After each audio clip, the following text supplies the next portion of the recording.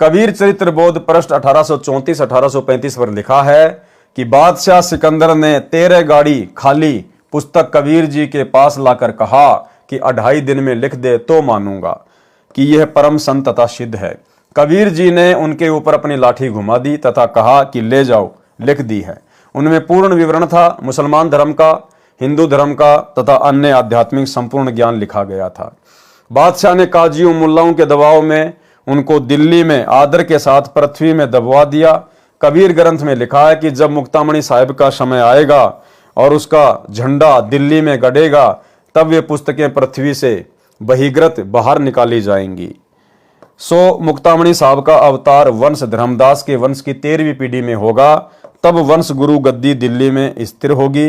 विचार करें, बुद्धिमान मानव कबीर चरित्र बोध पृष्ठ 1867 पर लिखा है कि, और भाइयों और बहनों, अब जब सतगुरु रामपाल जी परमेश्वर जी का झंडा दिल्ली में गड़ेगा, क्योंकि यह है वास्तविक 13वें कबीर पंथ के संचालक कबीर देव स्वयं सत्य पुरुष, उस समय वो जितनी भी पुस्तकें जो उस मुसलमान राजा ने जमीन में सह सम्मान दबवा दी थी सतगुरु रामपाल जी परमेश्वर जी के सानिध्य में, वो सारी पुस्तकें बाहर निकलवाई जाएंगी। 42 पीढ़ी में मुक्तामणि साहब है, आखिर जामा पुरुष नायब है। भावार्थ, मुक्तामणि जी धर्मदास जी की अंतिम 42वीं पीढ़ी में जन्म लेगा। कबीर चरित्र बोध पृष्ठ 1835 पर लिखा है कि मुक्तामणि जी धर्मदास जी की 13वीं पीढ़ी में जन्म लेगा। उस समय उनका झंडा दिल्ली में गड़ेगा। प्रिय पाठकों, धर्मदास जी की 13वीं पीढ़ी में श्री ग्रंथ मुनि साहब जन्मे थे, जो 2.5 वर्ष की आयु में माता ने गद्दी पर बैठा दिया था। उनकी तो मृत्यु को लगभग 12-13 वर्ष हो चुके हैं, यानी 2012 में ही उनकी मृत्यु को 12-13 वर्ष हो चुके थे। उनके स्थान पर 13वें गुरु श्री प्रकाश मुनि जी वंश गद्दी पर विराजमान है।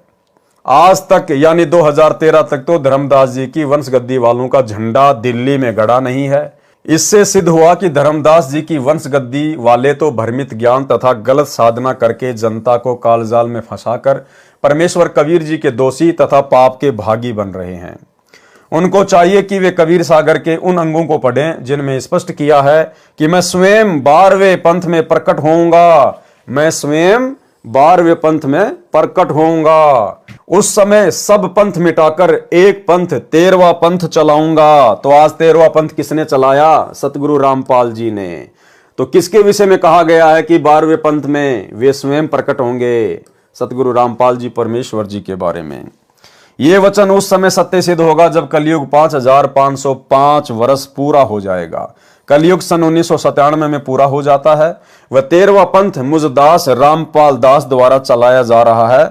आओ और अपना कल्याण कराओ।